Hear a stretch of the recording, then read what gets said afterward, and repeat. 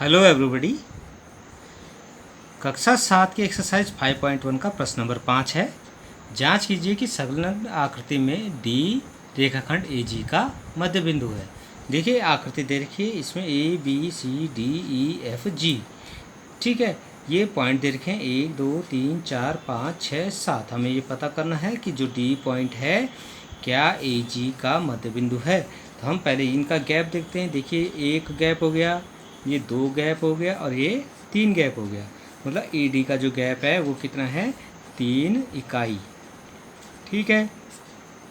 अब हम D G का गैप देखते हैं। डी जी का गैप देखते हैं तो देखिए 1 2 3, ये भी कितना आ रहा है, 3 इकाई आ रहा है। तो इसका मतलब क्या हो रहा है कि ए डी जो है डी जी के बराबर आ रहा है। अतः हम ये कह सकते हैं कि डी ए जी का मध्य बिंदु है, ए जी का मध्य बिंदु है। तो ये हम इसको ऐसे पता कर सकते हैं, ठीक है। अब आते हैं प्रश्न नंबर 6 पे। प्रश्न नंबर 6 है कि रेखाखंड ए सी का मध्य बिंदु है बी। तो बी जो है ए और सी, एक रेखा खींचते हैं, इसमें ए सी ले लेते हैं जिसका मध्य बिंदु क्या है, बी है। सी जो है बी और डी का मध्य बिंदु है, ठीक है। जहाँ ए बी सी डी एक ही रेखा पर स्थित है, ये एक ही रेखा है जिस पे ए बी सी डी स्थित है। अब हमने ये बताना है कि ए बी जो है सी डी क्यों है। अब देखिए क्यों है, इसके लिए हम देखते हैं। यहाँ पे हम देख रहे हैं कि ए बी, जो ए बी बराबर है वो बी सी के बराबर है, ठीक है। क्योंकि जो बी है ए और सी का मध्य बिंदु है, तो ये बराबर दूरी पर स्थित है, इसलिए जो है ए बी और बी सी की लंबाई बराबर होगी, ठीक है। इसी प्रकार से जो सी डी है, जो सी है वो बी और डी का मध्य बिंदु है। इसका मतलब सी डी की जो लंबाई होगी वो बी सी की लंबाई के बराबर होगी, ठीक है। क्योंकि जो सी है बी और डी का मध्य बिंदु है, तो बी और सी के बीच की दूरी और सी और डी के बीच की दूरी आपस में बराबर होगी। अब हम यहाँ पे देख रहे हैं कि बी सी जो है ए बी के बराबर है और यहाँ बी सी बराबर सी डी के बराबर है। जब इसके राइट हैंड साइड बराबर है तो हम ये कह सकते हैं कि ए बी बराबर सी डी होगा, ठीक है। इस तरह से हम इसको निकाल सकते हैं कि ये आपस में बराबर होगा, ठीक है।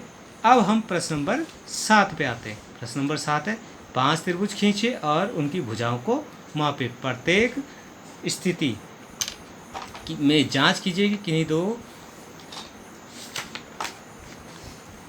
किन्हीं दो भुजाओं की लंबाई का योग तीसरी भुजा की लंबाई से सदैव अधिक होता है। तो देखिए मैं जो हूँ यहाँ पे 5 त्रिभुज बना लेता हूँ। 5 त्रिभुज बना के हम इसकी भुजाओं को नाप लेंगे। एक त्रिभुज हो गया ये हमारे पास, ठीक है, ये एक हो गया। दूसरा खींचते हैं, दूसरा इस तरह से बनाते हैं, ये 2 हो गया, ठीक है। अब विभिन्न लंबाइयों के हमने त्रिभुज यहाँ पे बनाने हैं, ठीक है। ये आपके पास 3 हो गया,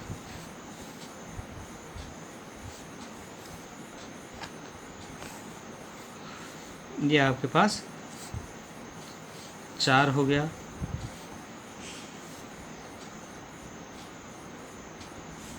ठीक है। और इसी तरह से एक और खींच लेते हैं जिसको हम 5वां त्रिभुज नाम दे देते हैं, ठीक है। अब हम इनको नापते हैं, इनकी भुजाओं को नापते हैं। तो हम इनकी भुजाओं को नापते हैं। जो पहला त्रिभुज है, ये दूसरा है, ये तीसरा है, ये चौथा है और ये 5वां है। इन 5 त्रिभुजों को नापते हैं। तो पहले की जो त्रिभुज की लंबाइयाँ आएंगी क्या है, उनको मैं नाप के लिख देता हूँ। देखिए ये आ गया है हमारे पास 2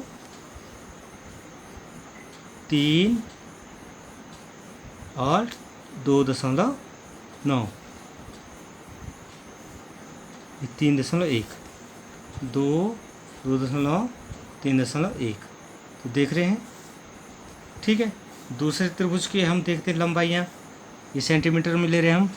पहला है 3 2.5 और 3.8, 3.8 2 2.5, ठीक है। तीसरे में हम देखें अगर ये हो रहा है हमारे पास तीसरा। तो ये है 2.5, ये हो रहा है 4 और ये हो रहा है 3.4। ठीक है, चौथा में देखें हम, चौथे में ये जो है आ रहा है 3.5, 3 ये आ रहा है आपके पास 3.7 और नीचे जो है ये 2.4। अंतिम जो है पांचवा, इसमें हम देखें तो ये आ रहा है 4.2,